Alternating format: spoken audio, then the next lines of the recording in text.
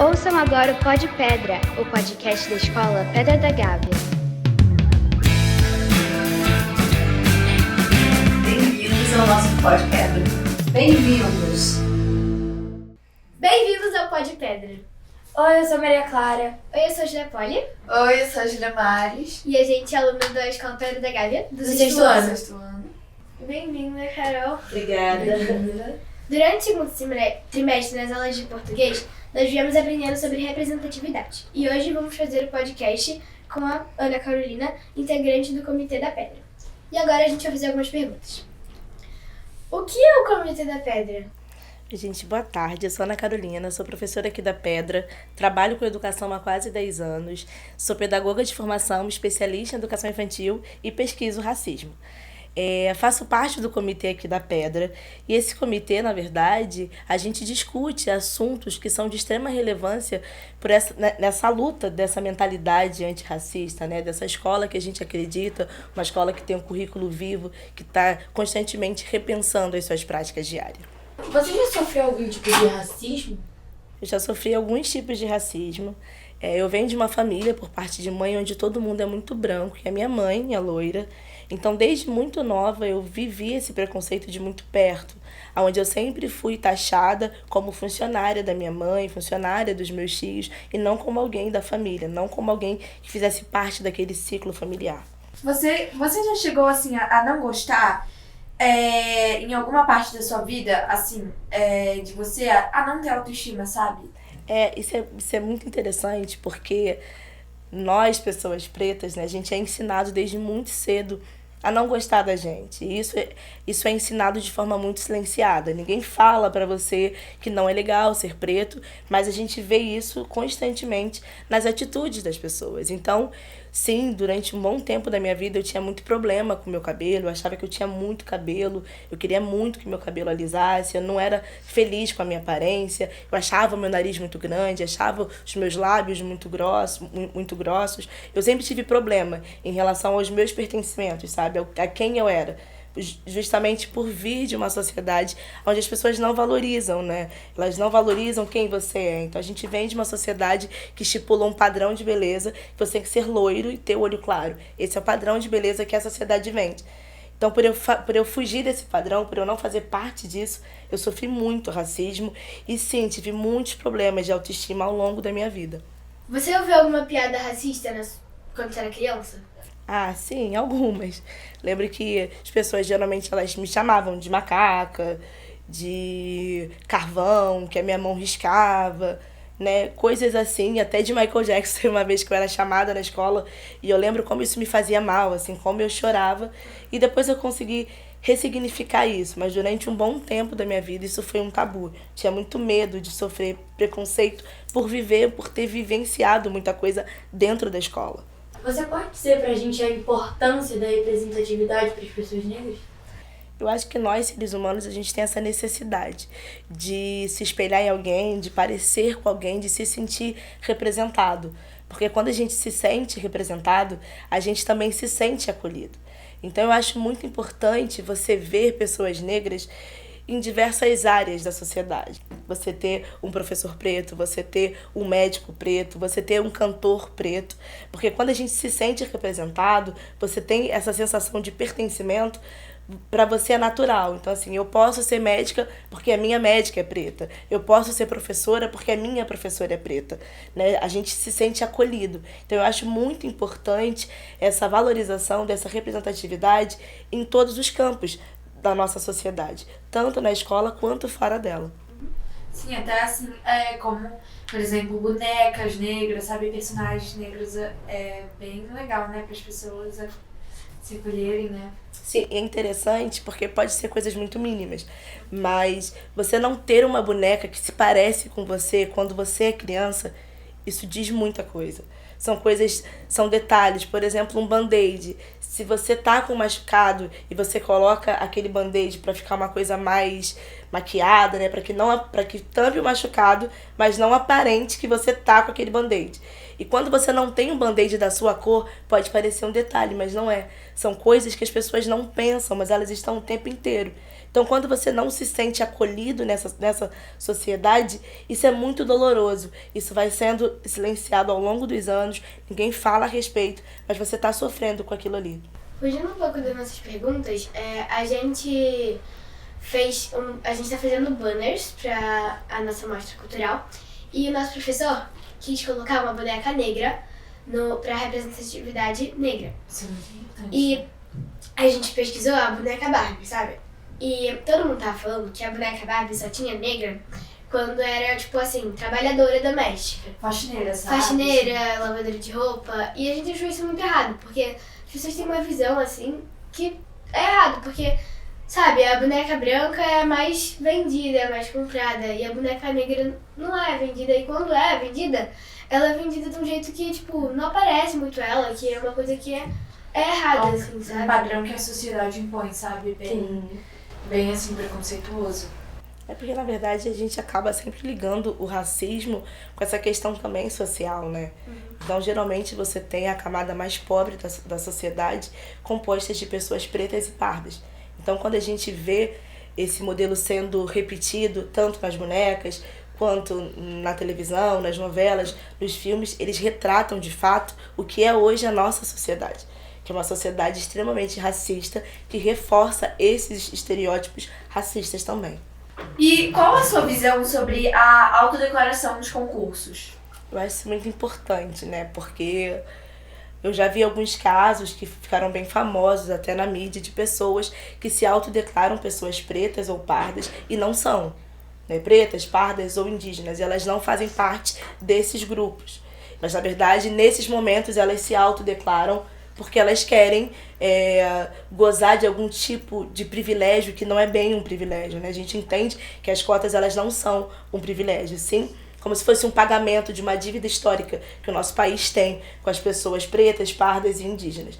Então, eu geralmente, quando eu faço algum concurso ou vestibular, eu me autodeclaro enquanto pessoa preta.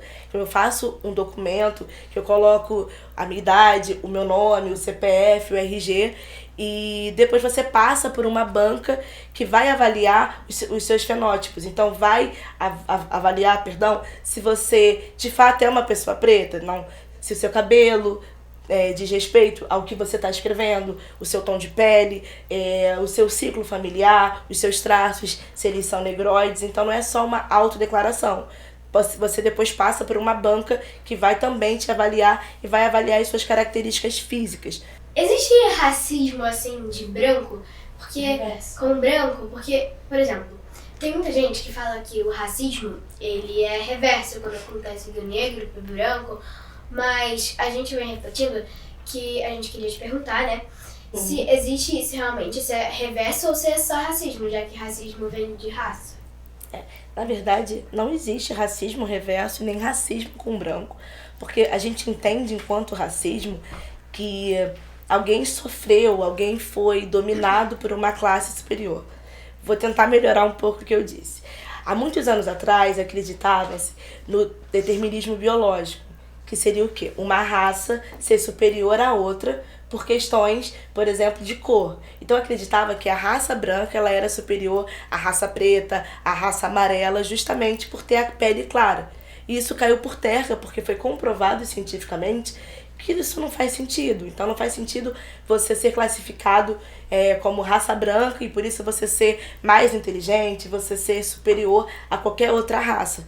Então, na verdade, a ciência ressignificou isso e mostrou que não existe, só tem uma raça, que é a raça humana, e a gente usa ainda esse termo de raça porque justamente o movimento negro se apropria desse termo e dá um ressignificado. Então, antes o que era usado para trazer um valor pejorativo para as pessoas pretas, esse movimento ele se apropria do termo raça para justamente ressignificar. Então a gente entende que não tem racismo contra a pessoa branca porque ninguém nunca morreu na história porque era branco e alguém preto, e o povo preto pegou as pessoas brancas para fazer essas pessoas sofrerem. Então, na verdade, esse termo de racismo, ele está muito ligado a essa dominação, perdão. E, na verdade, ninguém nunca foi dominado por ser branco, entende? A gente viu a outra coisa que acontece. E o que acontece também pode ser uma questão de preconceito. Preconceito existe, racismo não. Tem muitas pessoas que ficam com dúvida de como chamar, se é negro, se é preto, como vocês ficam mais confortáveis de ser chamados? Então, na verdade, esse termo negro, ele teve nos Estados Unidos uma forma muito pejorativa. Então, quando você chamava alguém de negro, quando você chama alguém de negro nos Estados Unidos, é um grande xingamento. Você está ofendendo muito aquela pessoa. Já no Brasil, esse termo ele foi ressignificado. Mais uma vez, o movimento negro, ele muda, ele consegue ressignificar esse termo. Então, na verdade, ser negro no Brasil é você ter pertencimento de quem você é, traz orgulho das suas raízes, das suas ancestralidades. Então, ser negro no Brasil é uma coisa boa. E para o IBGE, eles entendem como negros, pretos e pardos. Então, no Brasil, você chamar a pessoa de negra ou preta é indiferente. Isso fica muito como cada um gosta de ser chamado. Eu, por exemplo, eu não tenho problema de você me chamar de preta, de negra, pra mim é a mesma coisa, assim, eu não consigo diferenciar. Mas, na dúvida, a gente sempre chama as pessoas pelo nome, né? Porque eu acho muito importante também isso. Senão a gente fica reproduzindo esse medo. Ai, vou falar se é preto, eu falo se é negro. Chama a pessoa pelo nome, porque a gente também não tem... Esse negócio com os brancos, né? Tipo, se eu te chamo de branco ou se eu te chamo de pelo nome. Exatamente. Tipo, ninguém vira pra uma pessoa branca e fala, ai, chama de que branco, branquinha. Não, a gente chama a pessoa pelo nome.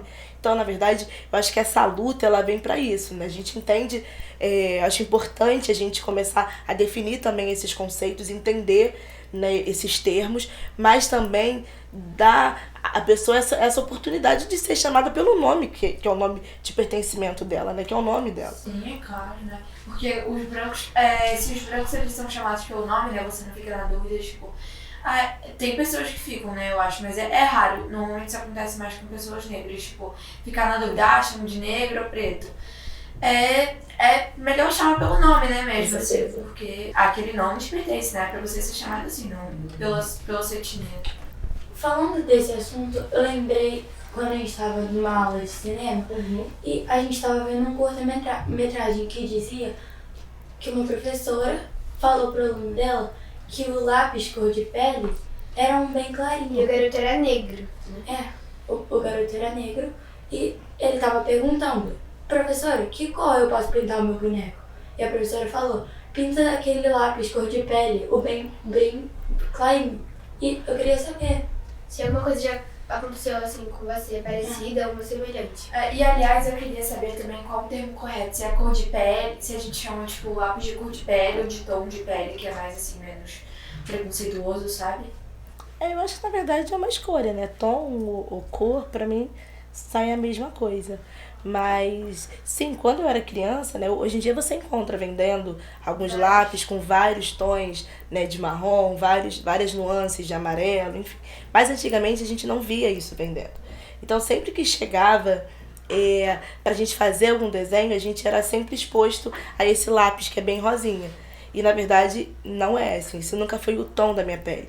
E isso é importante a gente pensar nisso quando a escola reproduz isso, porque a gente está ensinando essa criança desde muito novinha a não se perceber. Logo, ela não se percebe, daqui a pouco ela está se odiando porque ela não se sente representada. Então, isso que vocês fazem é muito importante. Quando vocês trazem essa pesquisa, vocês estão fazendo esse movimento de olhar para si e se perceber no outro. Porque quando eu me percebo, eu vejo que eu sou diferente de você, isso muda muita coisa também, porque não tem problema a gente ser diferente, né? É me ver enquanto diferente, é aceitar que eu sou diferente, para daqui a algum tempo a gente não precisar mais estar conversando sobre isso, porque é normal ser diferente. Então aqui nós somos 4 pessoas e nós todas somos super diferentes. E tá tudo bem isso, não tem problema nisso. O problema é quando a gente não respeita essas diferenças e fica reproduzindo estereótipos. Imagina, se eu pegar agora um lápis rosa, ninguém aqui é rosa. Então a gente não se vê nesse lápis. Então eu acho que é algo muito mais abrangente. E o errado que a professora fez não foi falar que era um tom de pele, foi que falar que era bem clarinho. Que tipo era. Como se só aquela cor fosse correta, assim, fosse a única cor que tom de pele que existisse. Agora a gente já tá encerrando nosso pó de pedra. Você quer falar mais alguma coisa? Eu gostaria assim, meninas. Primeiro eu queria agradecer a vocês do sexto ano, a professora Alessandra pelo convite. Eu fico muito tocada, porque é um tema que eu brinco, que eu sou preta há 30 anos, hoje 31. E eu fico muito feliz em saber que a gente tem crianças, né, adolescentes que estão pensando sobre isso. Então aqui na Pedra eu me sinto muito feliz, porque eu vejo que de fato a gente está o tempo inteiro pensando sobre, né? Senão a gente cai muito naquilo, mas não é o meu lugar de fala. De fato não é o lugar de fala de vocês, mas vocês podem fazer alguma coisa por isso. É a gente tentar lutar por uma sociedade mais igualitária, com mais equidade. Então quando a escola vocês fazem esse convite, a escola cria esse comitê, eu acho que ela acolhe nós, professores, acolhe também os alunos que são pretos, os alunos que são indígenas, que não se sentem representados. Então, quando vocês trazem isso pra gente, é muito bom, assim. Eu tô muito, muito feliz pelo convite e acredito muito nessa geração que vocês são, que vocês estão vivendo, porque é isso, a gente precisa falar sobre racismo, precisamos repensar sobre as nossas atitudes, a gente precisa trilhar esse caminho aí de ser boas pessoas, né? De ser seres humanos que pensem sobre o outro, que têm empatia com o outro. Porque ninguém deve ser odiado pela cor da sua pele. Ninguém deve morrer por causa disso. Então, quando vocês trazem isso, a gente está refletindo sobre as nossas práticas e sobre as nossas atitudes diárias. Então, eu estou muito feliz. Obrigada mesmo pelo convite. A gente também queria agradecer pelo tudo que você falou e pela sua presença também. E parabéns, né, também. Tchau!